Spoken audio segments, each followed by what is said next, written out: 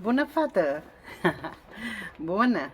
Te-am văzut pe stradă, da, eram în mașină și tu treceai așa, erai îmbrăcată țiplan, mă, țiplan, avea o rochie, păi, păcat că nu te prindea culoarea, te făcea și cam grasă, dar rochia țiplan era, da, și pantofi frumos, păcat că mergeai cam piedicată, nu știu,